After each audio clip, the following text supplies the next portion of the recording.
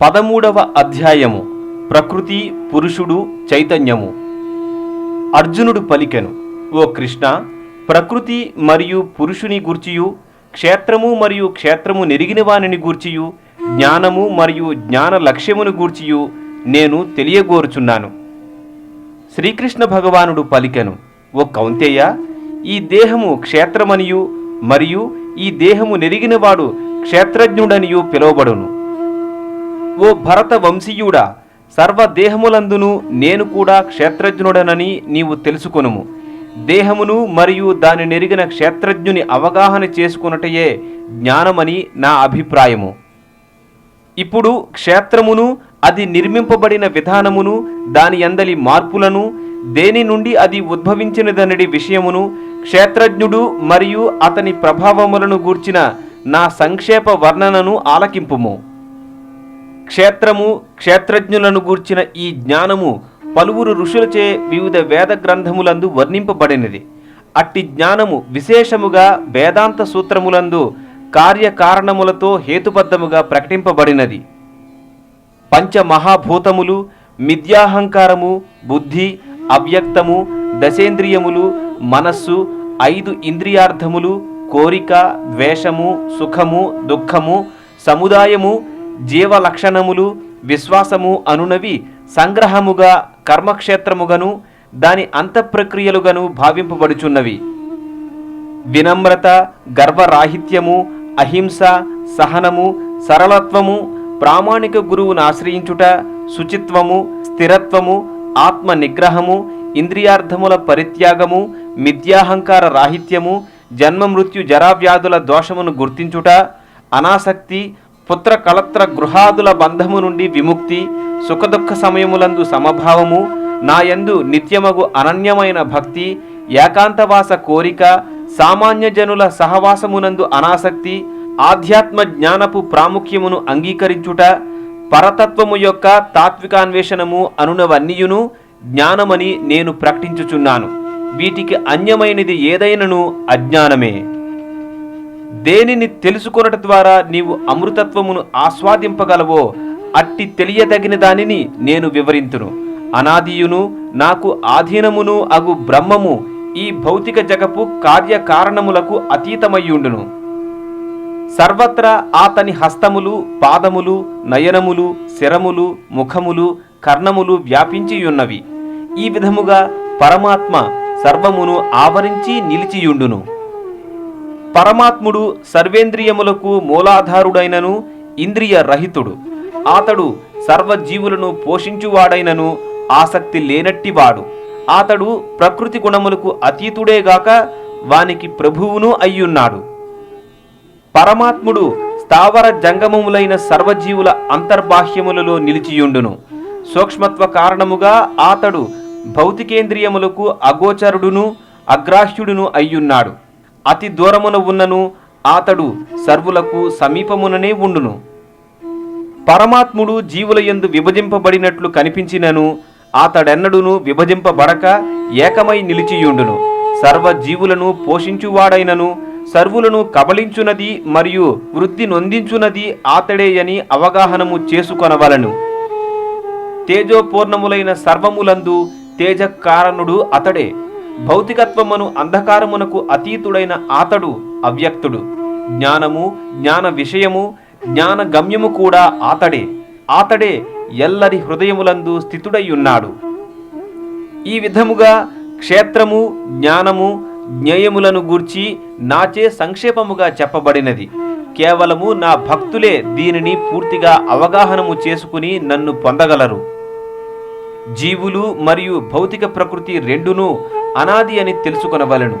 వాని యందలి పరివర్తనము మరియు భౌతిక గుణములనునవి భౌతిక ప్రకృతి నుండి ఉద్భవించినవి. భౌతిక కార్యకారణములన్నింటికి ప్రకృతియే హేతువనియు, జగమునందలి పలు సుఖ దుఃఖానుభవములకు జీవుడే కారణమనియు చెప్పబడుచున్నది. భౌతిక ప్రకృతి యందు త్రిగుణములను అనుభవించుచు జీవుడు ఈ విధముగా జీవనము సాగించును. భౌతిక ప్రకృతితో అతనికి గల సంగత్వమే దీనికి కారణము. ఆ విధముగా అతడు ఉత్తమ అధమ జన్మలను పొందుచుండును. అయినను ఈ దేహమునందు దివ్య ప్రభువును దివ్య యజమానుడను, పర్యవేక్షకుడును, అంగీకరించువాడును, పరమాత్మగా తెలియబడువాడును అగు దివ్య భోక్త మరి ఒకడు కలడు. భౌతిక ప్రకృతి, జీవుడు, త్రిగుణముల అంతఃప్రక్రియకు సంబంధించిన ఈ తత్వమును అవగాహన చేసుకొనినవాడు నిశ్చయముగా మోక్షమును బడయును. అతని వర్తమాన స్థితి ఎట్లున్నను అతడు తిరిగి జన్మింపడు. పరమాత్ముని కొందరు ధ్యానము చేతను, మరికొందరు జ్ఞానాభ్యాసము చేతను, ఇంకనూ కొందరు నిష్కామ కర్మ చేతను తమయందే దర్శింతురు. ఇంకొందరు ఆధ్యాత్మిక జ్ఞానముతో పరిచయము లేకున్నను ఇతరుల నుండి పరమపురుషుని గూర్చి శ్రవణము చేసి అతనిని పూజించుట నారంభింతురు. ప్రామాణికుల నుండి శ్రవణము చేయు ప్రవృత్తి గలవారగుటచే వారును జనన మరణ మార్గమును తరింపగలరు. ఓ భరతవంశ శ్రేష్ఠుడా, స్థితిని కలిగియున్నట్టి స్థావర జంగమములలో నీవు గాంచునదేదైనను క్షేత్రజ్ఞుల సంయోగమేనని తెలుసుకొనుము. సర్వదేహములందు ఆత్మను గూడియుండు పరమాత్మను గాంచువాడు మరియు నాశవంతమైన దేహమునందలి ఆత్మ పరమాత్మలిరువురిని ఎన్నడును నశింపని వారుగా తెలుసుకొనగలిగినవాడు యథార్థ దృష్టిని కలిగినవాడు.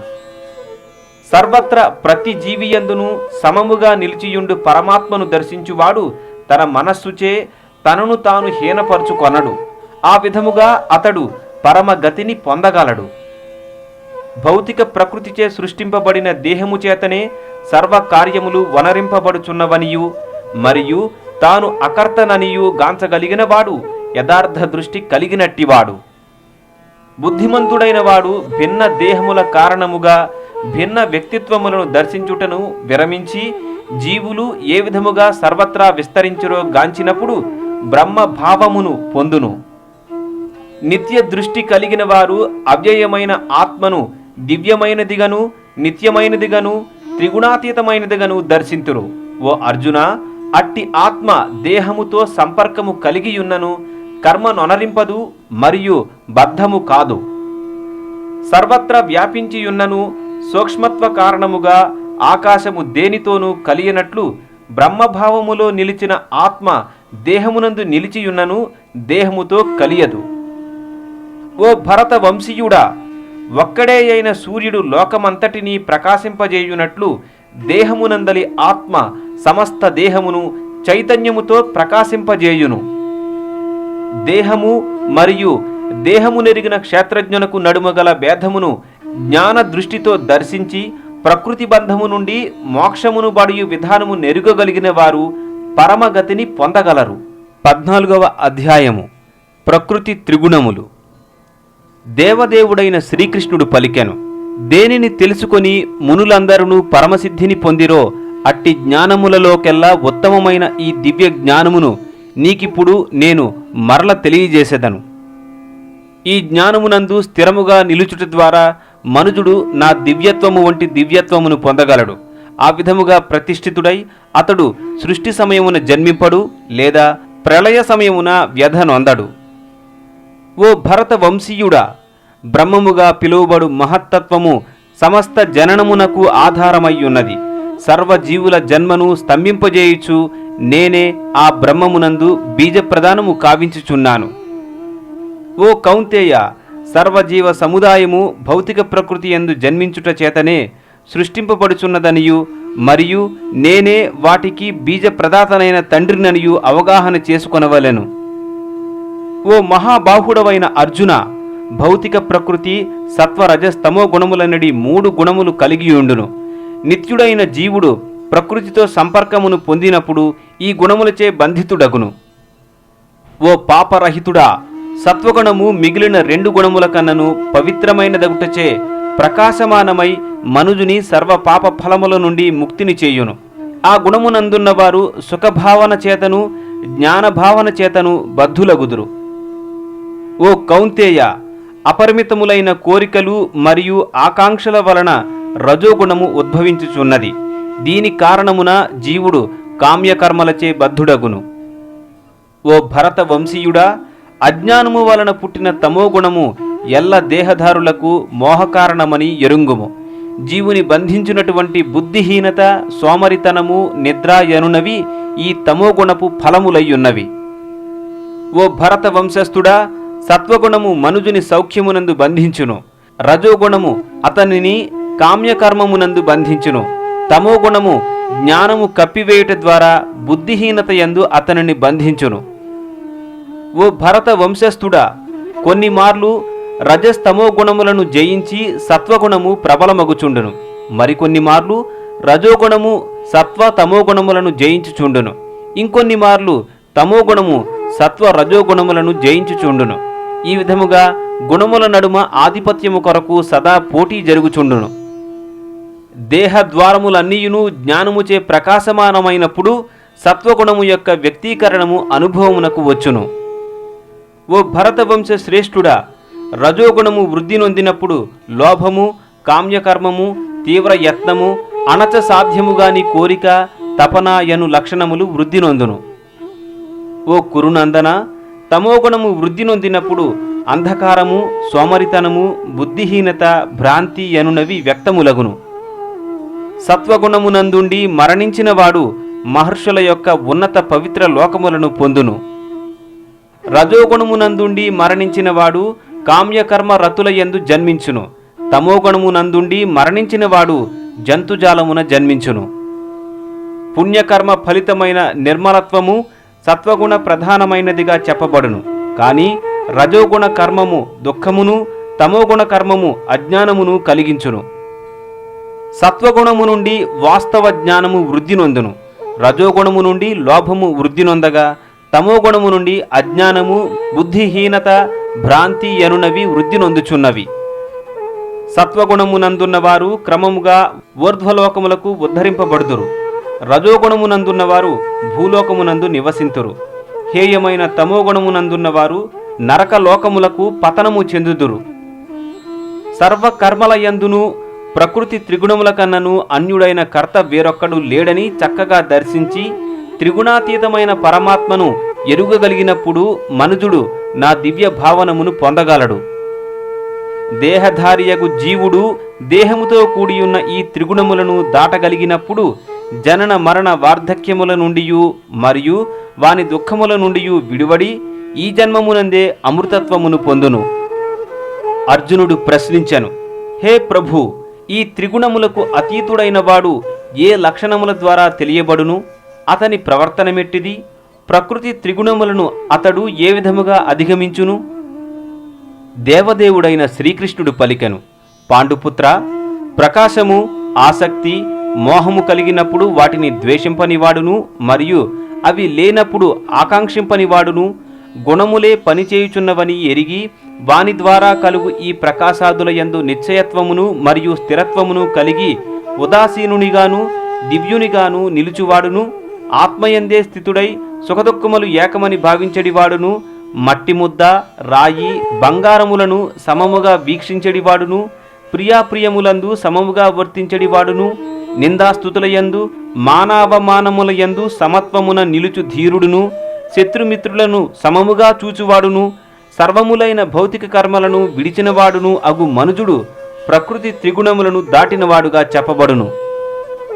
అన్ని పరిస్థితుల యందును అకుంఠితముగా నా పూర్ణమగు భక్తియుత సేవయందు నిమగ్నమగువాడు శీఘ్రమే ప్రకృతి త్రిగుణములను దాటి బ్రహ్మభావమును పొందును. అమృతమును, అనశ్వరమును, శాశ్వతమును, చరమసుఖపు సహజ స్థితియును అగు నిరాకార బ్రహ్మమునకు నేనే మూలాధారమును. 15వ అధ్యాయము పురుషోత్తమ యోగము. పూర్ణ పురుషోత్తముడగు శ్రీకృష్ణ భగవానుడు పలికెను, వ్రేళ్లు ఊర్ధ్వముగను శాఖలు క్రిందుగను వేదరుక్కులే ఆకులుగను కలిగిన శాశ్వతమైన అశ్వత్థ వృక్షం ఒకటి కలదని చెప్పబడును. ఆ వృక్షము నెరిగినవాడే వేదముల నెరిగినవాడు. ఈ వృక్ష శాఖలు ప్రకృతి త్రిగుణములచే పోషింపబడి ఊర్ధ్వ అధోముఖములుగా వ్యాపించియున్నవి. దీని చిగుళ్లే ఇంద్రియార్థములు. అధోముఖముగాను ఉన్న ఈ వృక్షపు వ్రేళ్లు మనుష్యలోకపు కామ్యకర్మలకు సంబంధించినవై ఉన్నవి. ఈ వృక్షపు యథార్థ రూపము ఈ జగమునందు తెలియబడదు. దాని ఆదిని గాని అంతమును గాని లేదా మూలమును గాని ఎవ్వరును అవగతము చేసుకొన జాలరు. కాని స్థిరముగా నాటుకొనియున్న ఈ సంసార వృక్షమును మనుజుడు దృఢచిత్తముతో అసంగమను శస్త్రముచే ఖండించి వేయవలయును. ఆ పిదప పునరావృత్తి రహితమైన దివ్య పదమును పొందుటకు ప్రయత్నించి అనాది కాలము నుండి ఎవ్వని వలన సమస్తము ఆరంభమయ్యెనో మరియు వ్యాప్తి నొందెనో అట్టి పరమ పురుషుని అచట శరణు పొందవలెను. మిథ్యాహంకారము, భ్రాంతి, దుస్సాంగత్యముల నుండి విడువడిన వారును, శాశ్వతత్వమును అవగతము చేసుకొనిన వారును, కామవర్జితులను, సుఖదుఖముల నడి ద్వంద్వముల నుండి బయటపడిన వారును, భ్రాంతి రహితులై ఏ విధముగా పరమ పురుషుని శరణు వేడవలనో తెలిసిన వారును అగు మనుజులు అట్టి అవ్యయ పదమును పొందగలరు. అట్టి నా దివ్య ధామము సూర్యునిచే గాని, చంద్రునిచే గాని లేదా అగ్ని విద్యుత్తులచే గాని ప్రకాశింప చేయబడదు. దానిని చేరిన వారు తిరిగి ఈ భౌతిక జగమునకు మరలి రారు. ఈ బద్ధ భౌతిక జగమునందలి జీవులందరూ నా శాశ్వతాంశములు. బద్ధ జీవనము కారణముగా మనస్సుతో కలిపి ఆరైన ఇంద్రియములను గూడి వారు తీవ్ర సంఘర్షణ కావించుచున్నారు. వాయువు గంధమును మోసుకొని పోవునట్లే జీవుడు ఈ భౌతిక జగమున తన వివిధ భావములను ఒక దేహము నుండి వేరొక దేహమునకు గొనిపోవుచుండును.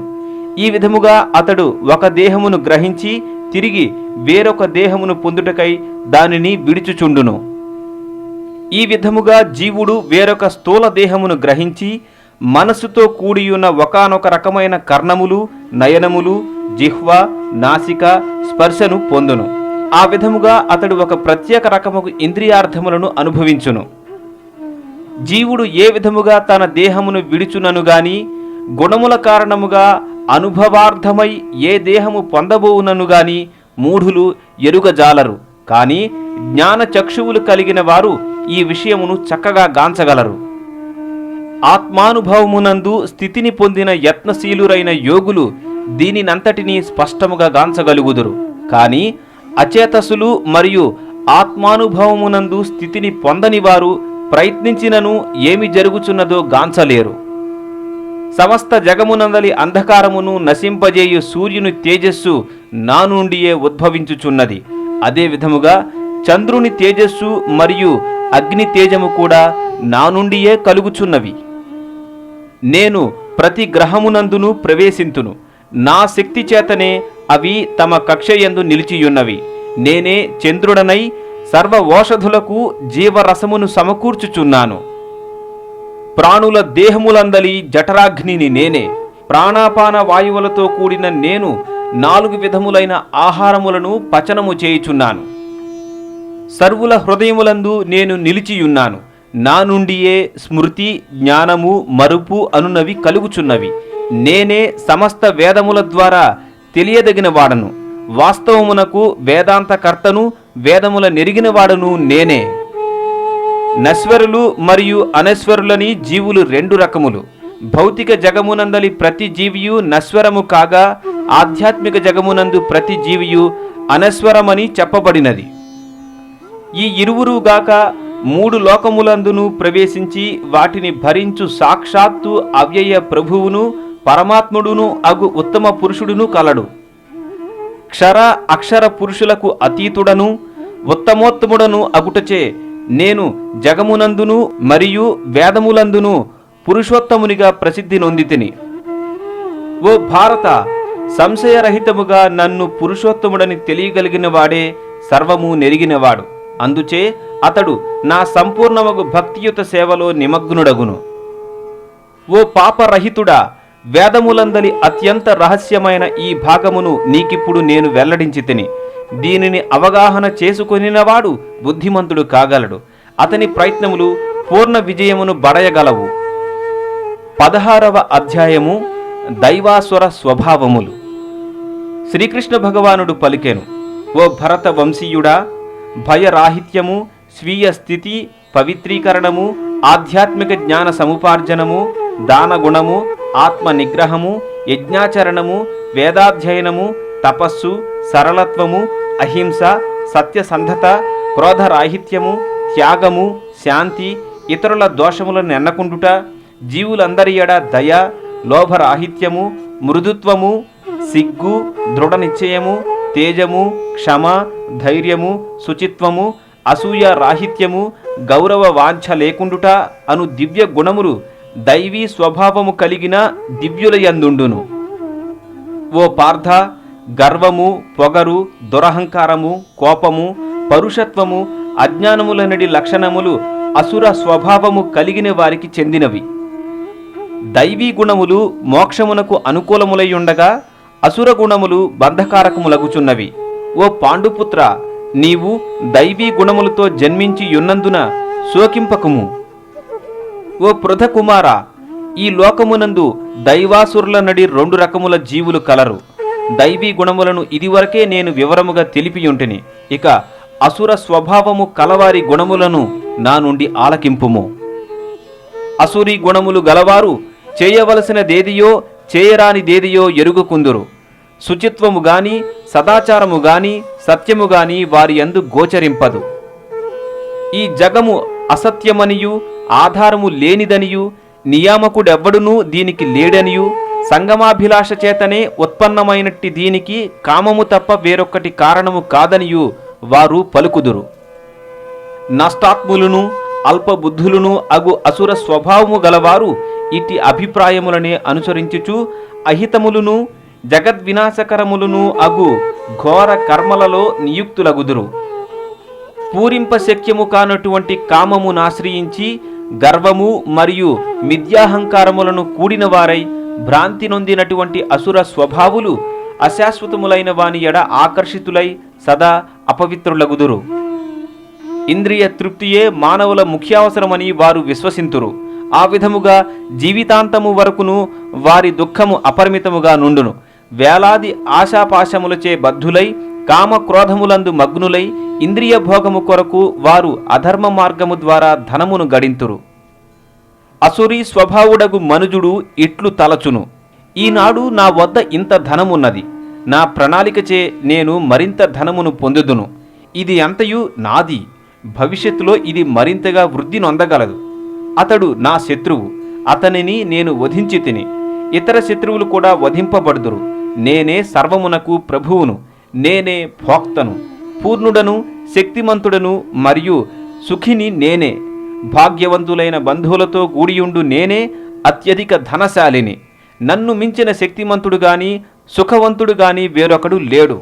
నేను యజ్ఞముల నాచరింతును, దానమొసగుదును మరియు అట్లొనర్చి మోదము నొందుదును. ఈ విధముగా అట్టివారు అజ్ఞానముచే భ్రాంతికి లోనగుదురు. వారు ఈ విధముగా అనేక చిత్త విభ్రాంతులచే కలతనుంది మాయాజాలముచే బద్ధులై ఇంద్రియ భోగమునెడ మిగుల అనురక్తిని పొంది నరకమున బడుదురు.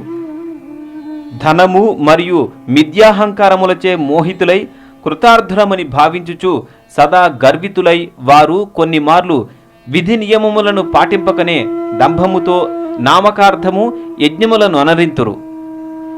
మిథ్యాహంకారము, బలము, గర్వము, కామము, క్రోధములచే భ్రాంతులైన అసుర స్వభావులు తమ దేహమునందు మరియు ఇతరుల దేహములందు నిలిచియున్న దేవాది దేవుడనైన నా ఎడ అసూయ గలవారై నిజమైన ధర్మమును దూషింతురు.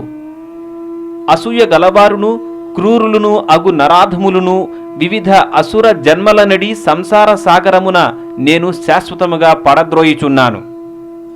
ఓ కౌంతేయ, అసుర యోనులయందే మరల జన్మించి అట్టివారు నన్నెన్నడును పొందజాలక క్రమముగా అతి హేయమైన జన్మలకు పతనము నొందుదురు.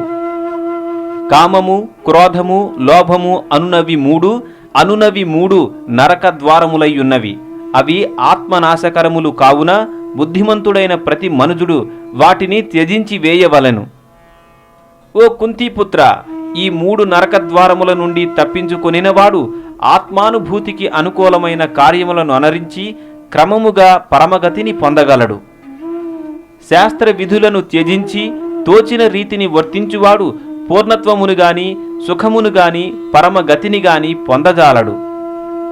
కనుక ప్రతి ఒక్కరూ శాస్త్ర నియమముల ద్వారా కార్యమననేమో అకార్యమననేమో అవగాహనము చేసుకొనవలెను.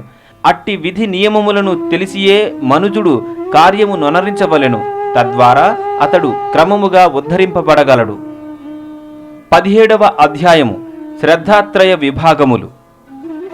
అర్జునుడు ప్రశ్నించెను, ఓ కృష్ణ, శాస్త్ర నియమములను పాటింపక తమ మానసిక కల్పనలను అనుసరించి పూజలొనర్చువారి స్థితి ఎట్టిది? వారు సత్వగుణులా, రజోగుణులా లేక తమోగుణులా? శ్రీకృష్ణ భగవానుడు పలికెను, దేహధారి పొందిన త్రిగుణములను అనుసరించి శ్రద్ధ సాత్వికము, రాజసము, తామసము అనుచు 3 విధములుగా నున్నది. ఈ విషయమును ఇప్పుడు ఆలకింపుము. ఓ భారత, మనుజుడు వివిధ గుణముల యందలి తన స్థితిని అనుసరించి తత్సంబంధమైన శ్రద్ధను పొందుచుండును. అతడు పొందిన గుణములను అనుసరించి అతడు ఒకానొక శ్రద్ధను కూడి ఉన్నాడని చెప్పబడును. సత్వగుణమునందు నిలిచిన వారు దేవతలను, రజోగుణమునందు నిలిచిన వారు యక్ష రాక్షసులను, తమోగుణమునందు నిలిచిన వారు భూత ప్రేతములను పూజింతురు.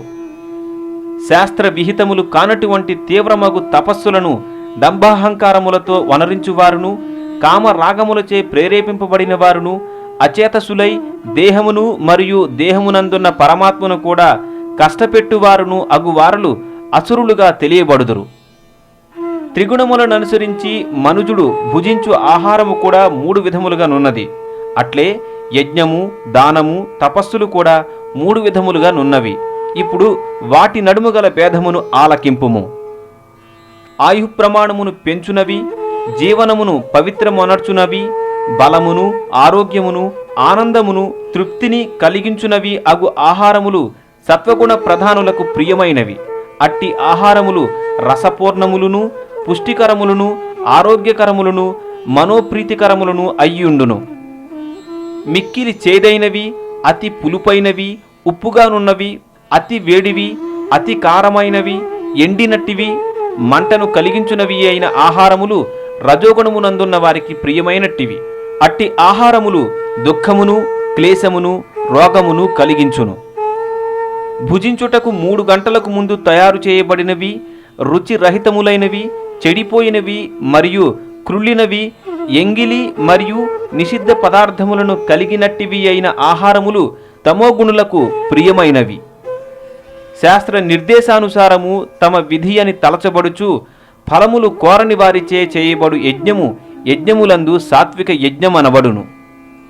ఓ భరత శ్రేష్ఠ, ఏదేని ఒక భౌతిక లాభము కొరకు లేదా ఆడంబరము కొరకు నిర్వహింపబడు యజ్ఞము రజోగుణ ప్రధానమైనదని ఎరుగుము. శాస్త్ర నిర్దేశముల ఎడ గౌరవము లేకుండా ప్రసాద వితరణము కాని, వేద మంత్రోచ్చారణము కాని, బ్రాహ్మణ దక్షిణలు కాని లేకుండా శ్రద్ధారహితముగా ఒనర్చబడు ఏ యజ్ఞమైనను తామస గుణ ప్రధానమైనదిగా భావింపబడును. దేవదేవుడు, బ్రాహ్మణులు, ఆధ్యాత్మిక గురువు, పూజనీయులైన తల్లిదండ్రులు మొదలగు వారిని పూజించుట, శుచిత్వము, సరళత్వము, బ్రహ్మచర్యము, అహింస ఎనునవి శారీరక తపస్సని చెప్పబడును. సత్యమును, ప్రియమును, హితకరమును, అనుద్వేగకరమును అగు వచనములను పలుకుట మరియు నిత్యము వేదపారాయణము చేయుట ఎనునవి వాక్కునకు సంబంధించిన తపస్సనబడును. తృప్తి, సరళత్వము, మౌనము, ఆత్మనిగ్రహము, అస్తిత్వమును పవిత్రమొనర్చుట ఎనునవి మానసిక తపస్సనబడును. దివ్యమైన శ్రద్ధతో కేవలము భగవానుని నిమిత్తమే భౌతిక వాంఛారహితులైన వారిచే ఒనర్చబడు ఈ త్రివిధ తపస్సులు సాత్విక తపస్సనబడును. గౌరవము, సన్మానము, పూజలనందుట కొరకు గర్వముచే ఒనర్చబడు తపస్సు రజోగుణ ప్రధానమైనదిగా చెప్పబడును. అది స్థిరముగాని శాశ్వతముగాని కాజాలదు. తనను తాను హింసించుకొనుటచే గాని, ఇతరులకు హాని లేదా నష్టమును గూర్చు నిమిత్తముచే గాని మూఢత్వముతో చేయబడు తపస్సు తమోగుణమునకు సంబంధించినదని చెప్పబడును.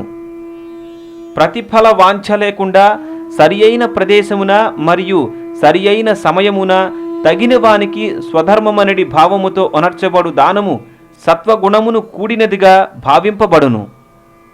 ప్రతిఫల వాంఛతో గాని, సకామఫల వాంఛతో గాని, అయిష్టతతో గాని వనరింపబడు దానము రజోగుణమును కూడినట్టిదని చెప్పబడును.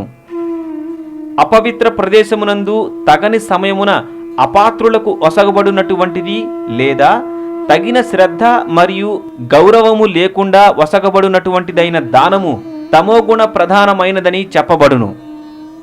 సృష్ట్యారంభము నుండి ఓం తత్ సత్ అను 3 పదములు పరతత్వమును సూచించుటకు వాడబడినవి. వేద మంత్రములను ఉచ్చరించునప్పుడును, పరబ్రహ్మ ప్రీత్యర్థమై యజ్ఞాచరణము కావించునప్పుడును ఈ 3 సంజ్ఞాపదములు బ్రాహ్మణులచే ఉపయోగింపబడుచుండెడివి. కనుకనే శాస్త్ర నియమానుసారము యజ్ఞము దానము తపములను చేపట్టు తత్వజ్ఞులు పరమపురుషుని పొందుటకై వానిని ఓంకారముతో ప్రారంభింతురు. ఫలాపేక్షరహితముగా ప్రతివారును యజ్ఞము తపస్సు దానములను తత్ అను పదమును గూడి వనరింపవలెను. భౌతిక బంధనము నుండి విడుదలను పొందుటయే అట్టి ఆధ్యాత్మిక కర్మల ముఖ్య ప్రయోజనము.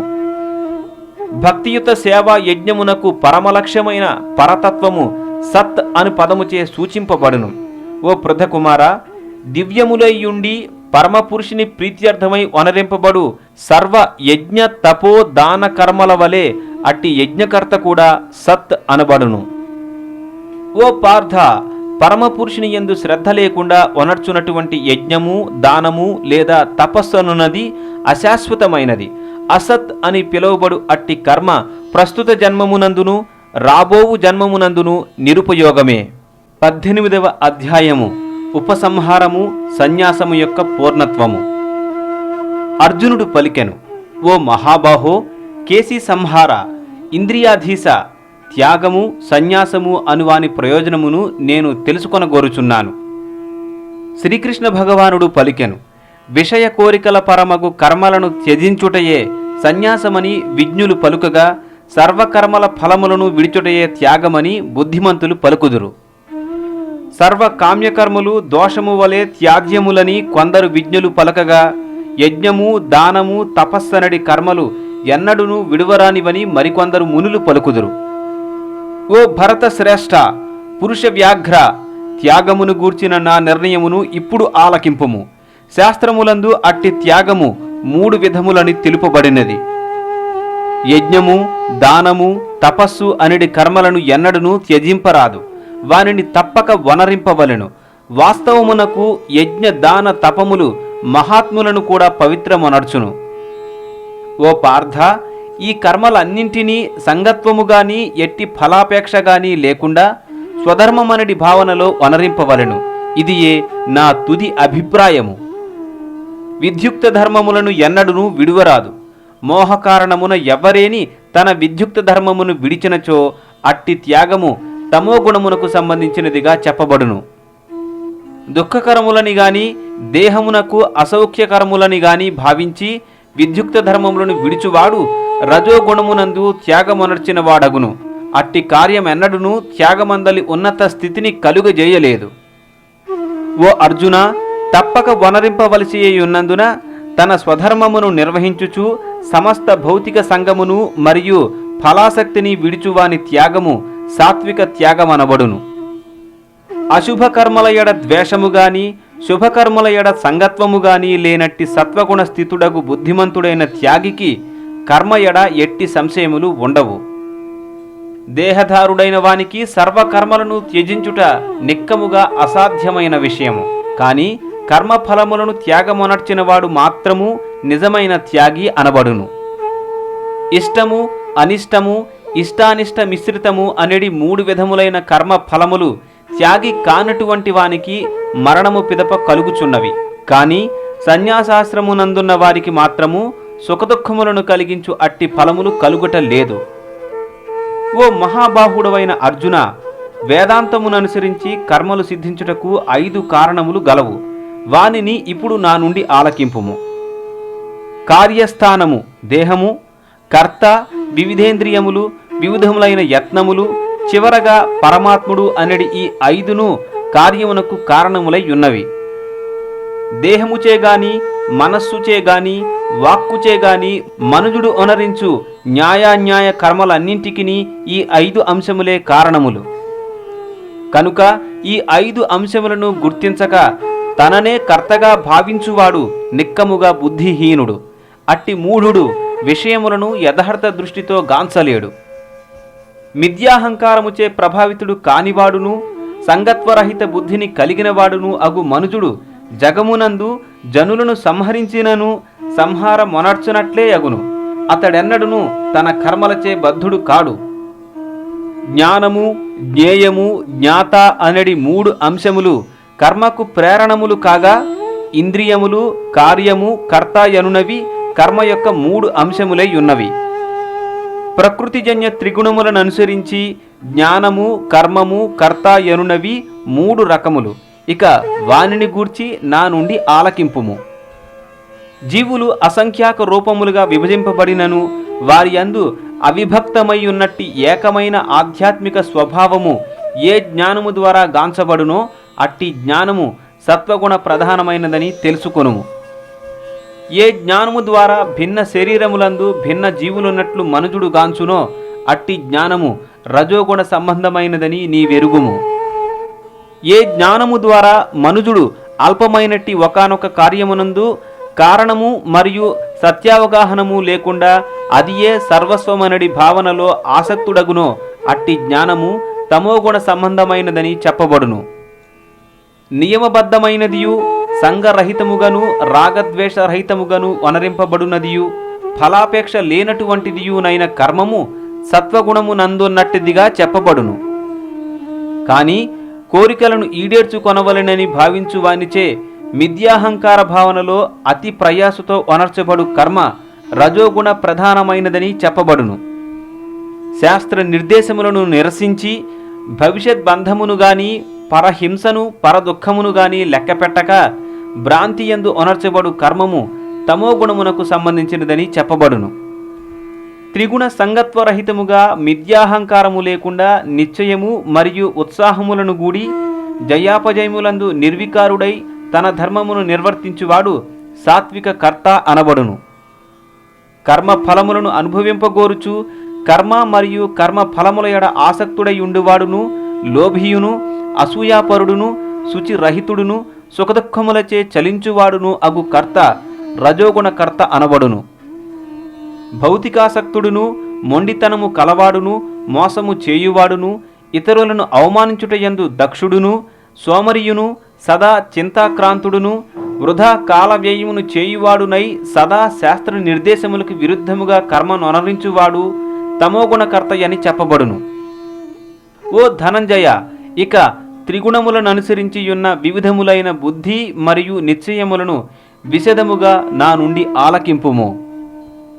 ఓ పార్థ, ఏ బుద్ధి ద్వారా మనుజుడు ఏది చేయదగినదో ఏది చేయరానిదో దేనికి భయపడవలనో దేనికి భయము నొందరాదో ఏది బంధకరమో ఏది ముక్తిదాయకమో తెలుసుకొనగలుగునో అట్టి బుద్ధి సత్వగుణ ప్రధానమైనది.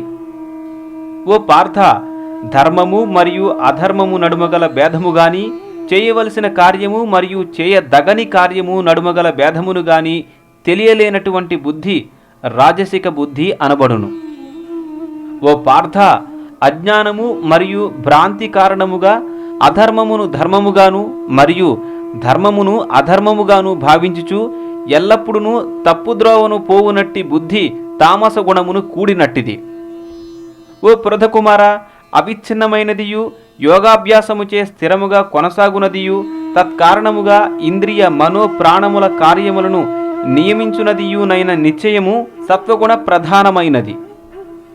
ఓ అర్జున, కాని ఏ నిశ్చయముచే మనుజుడు ధర్మము అర్థము కామములందలి ఫలముల ఎడ ఆసక్తిని వహించునో అట్టి నిశ్చయము రజోగుణ ప్రధానమైనట్టిది.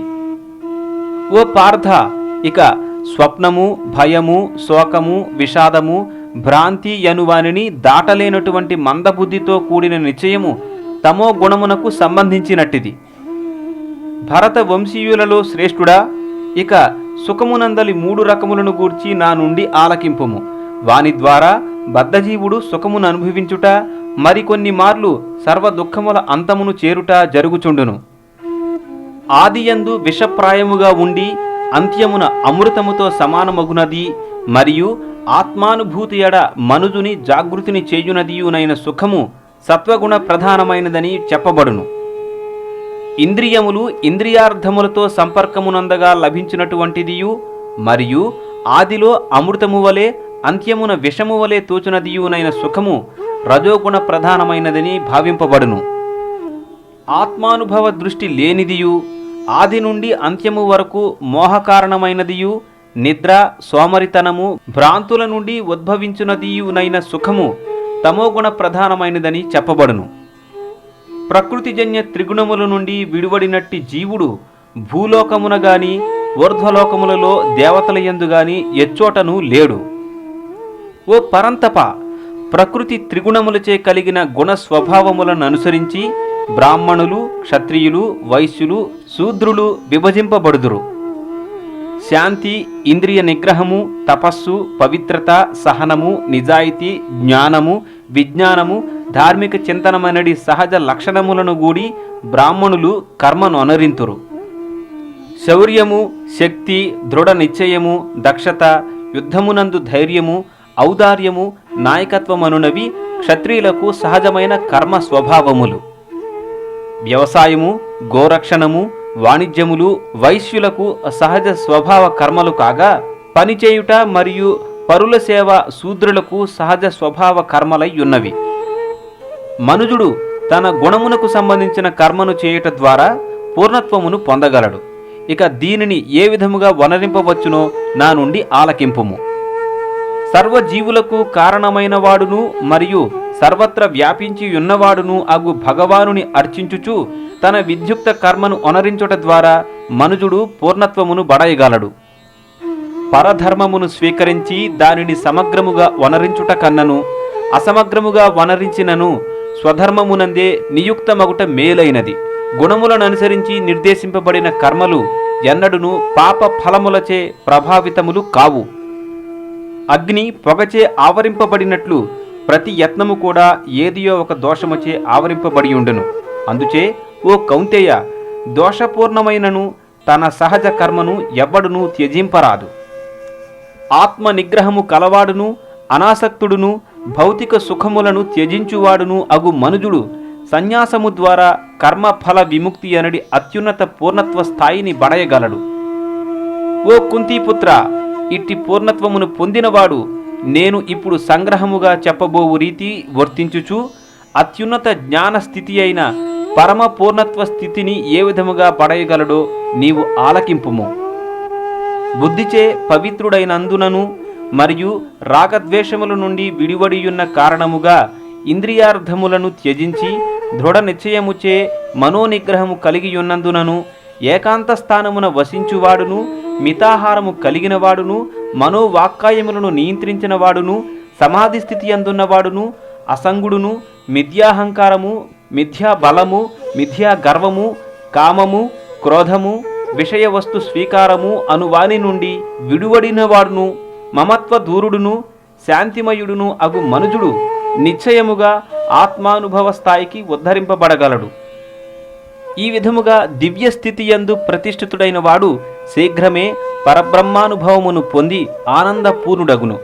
దేని కొరకు శోకించక దేనిని వాంఛింపక అట్టివాడు సర్వజీవుల ఎడ సమత్వ భావమును కలిగియుండును.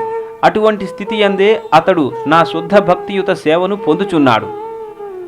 కేవలము భక్తియుత సేవ చేతనే మనుజుడు నన్ను యథారూపముగా దేవదేవుడనని అవగాహన చేసుకొనగలడు. అటువంటి భక్తిచే నన్ను సంపూర్ణముగా నెరిగినప్పుడు అతడు నా ధామమును చేరగలడు. అన్ని రకములైన కర్మలయందు నియుక్తుడైనను నా శుద్ధ భక్తుడు నా రక్షణలో నిలిచి శాశ్వతమును అవ్యయమును అగు పదమును నా అనుగ్రహముచే పొందగలడు. సర్వకర్మలయందు నాపైననే ఆధారపడి సదా నా రక్షణమునందే కర్మను అనరింపుము. అట్టి భక్తియుత సేవలో సంపూర్ణముగా నాయందే చిత్తము కలవాడగుము. నాయందు చిత్తము గలవాడైనచో నా కరుణచే బద్ధజీవనపు ఆటంకములనన్నింటినీ దాటగలవు. కానీ ఒకవేళ నా మాట వినక అట్టి భావనలోగాక మిథ్యాహంకారముతో వర్తించితివేని తప్పక వినాశనమును పొందగలవు. ఒకవేళ నా నిర్దేశముననుసరించి వర్తించక యుద్ధము చేయుకుందువేని నీవు తప్పు మార్గమున పట్టినవాడు వగుదువు. నీ స్వభావమును అనుసరించి నీవు యుద్ధమునందు నియుక్తుడువు కావలసియేయున్నది. మోహకారణముగా నీవిప్పుడు నా నిర్దేశానుసారము వర్తించుటకు అంగీకరింపకున్నావు. కానీ ఓ కౌంతేయ, నీ స్వభావము వలన పుట్టిన కర్మచే అవశుడవై నీవు దానిని వనరింపగలవు. ఓ అర్జున, పరమపురుషుడు ఎల్లరి హృదయములందు విరాజమానుడైయుండి భౌతిక శక్తి యంత్రముపై ఆసీనులైనట్లుగానున్న సర్వజీవుల గతులను నిర్దేశించుచున్నాడు. ఓ భరత వంశీయుడా, అతనికే సంపూర్ణముగా శరణమునొందుము. అతని కరుణచే పరమశాంతిని దివ్య శాశ్వత స్థానమును నీవు పొందగలవు. ఈ విధముగా గుహ్యతరమైన జ్ఞానమును నీకు నేను వివరించి తిని, దీనిని సంపూర్ణముగా విమర్శన కావించి పిదప తోచిన రీతి వనరింపుము. నీవు నాకు ప్రియమిత్రుడవైనందున జ్ఞానములలోకెల్లా గుహ్యతమమైనట్టి నా దివ్యోపదేశమును నీకు వసగుచున్నాను. ఇది నీ హితము కొరకై ఉన్నందున దీనిని ఆలకింపుము. సర్వదా నన్నే చింతింపుము, నా భక్తుడవగుము, నన్ను అర్చింపుము మరియు నాకు నమస్కారము గావింపుము. ఈ విధముగా నీవు తప్పక నన్ను చేరగలవు. నీవు నా ప్రియ మిత్రుడవొకటిచే నీకిది నేను వాగ్దానము చేయుచున్నాను. సర్వ విధములైన ధర్మములను త్యజించి కేవలము నన్నే శరణు పొందుము. నిన్ను సర్వ పాప ఫలముల నుండి నేను ముక్తుని గావింతును. భయము నొందకుము. ఇట్టి గుహ్యతమ జ్ఞానమును తపస్సంపన్నులు కాని వారికి గాని, భక్తులు కాని వారికి గాని, భక్తియుత సేవలో నిలువని వారికి గాని, నా ఎడ అసూయ కలిగిన వారికి గాని ఎన్నడును వివరింపరాదు.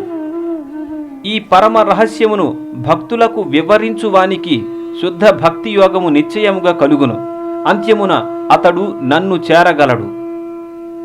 నాకు అతని కన్నను ప్రియుడైన సేవకుడు మరొక్కడు ఈ ప్రపంచమున లేడు. అతనికి మించిన ప్రియుడైన వాడు వేరొక్కడు ఉండబోడు.